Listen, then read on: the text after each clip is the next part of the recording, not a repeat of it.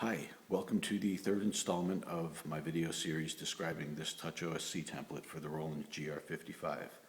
If you made it past the first two installments, which were primarily of an introductory nature, then great. Now we can get down to something a little more interesting.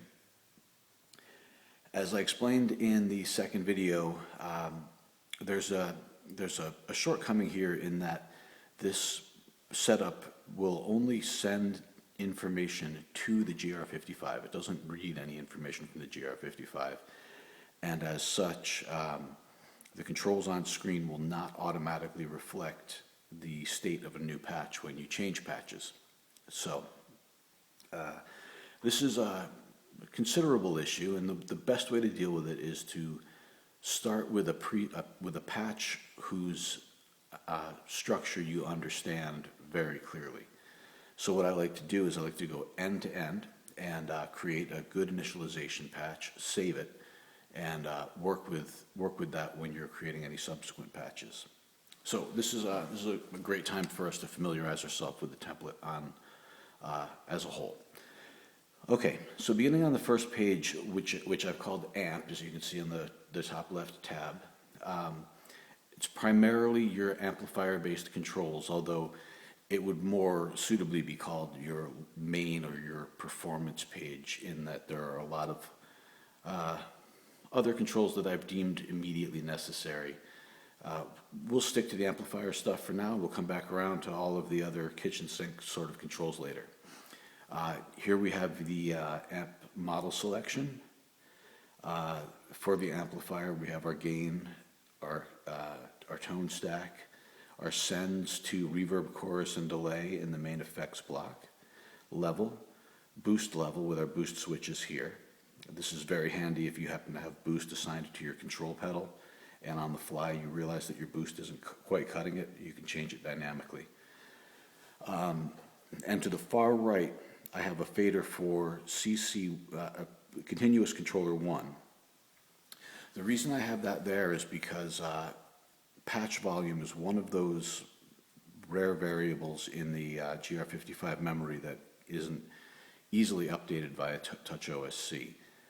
Because of the format in which they stored this variable, the easiest way to deal with it is just to make it an assign in all of your patches to CC1, and then we simply control it with this fader using CC1. Okay, so moving on.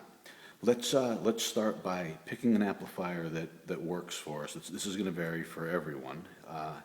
If you play a lot of clean stuff, perhaps the Pro Reverb is a good go-to amp. I like to have the modern rectifier frequently. The important thing is to pick it and know what you've picked. I would recommend selecting the medium gain setting, probably leaving everything else flat. Killing all your fades, killing all your sends, getting your levels set, and then we can move on to the effects page. Now here we have the post effects, I guess you'd call them, the delay block, the chorus block, and the reverb block.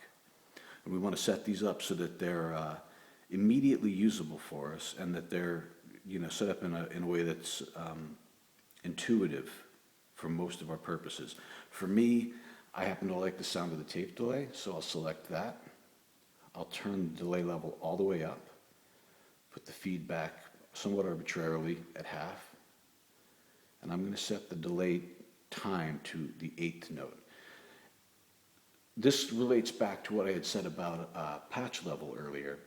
Delay time is another one of these variables that is very difficult to work with in the GR55. So what I've done is I've created controls that allow you to select the note values for your delay, and then we can use tap tempo on one of the GK switches to get time very easily. Now, for the time being, I'm going to make sure that the sends from the amp block, the MFX block, and the bypass block are all turned all the way down. That way I'll be able to turn them up at will on my performance page here. I'll do the same for the other effects, having made that point. Now, for chorus, I happen to like the stereo chorus. And for reverb, I happen to like the plate for most guitar applications. I wish there was a spring, but there is not, so that'll do. We'll just arbitrarily set the rate and depth at something quote-unquote medium, and we're going to, again, crank the level all the way up so that we have the full level at our disposal when we use the sends on the performance page later. And similarly for reverb, just an arbitrary medium-ish time, a little bit, not much high cut, full level, and now make sure that they're all turned on. They're not going to do any harm turned on, so that's how we'll roll. Okay, equalizer we can leave off for now. That'll be great for fine-tuning our tones later, but I generally leave it disengaged unless I have a problem. We will talk about these, our assign switches. Well, let's turn all of our assigns off for the moment. And we'll talk about the controls used to perform with them later. Now, for the COSM block, this isn't so important. If you tend to use your magnetic pickups, then just make sure that they're turned on and you crank the level up.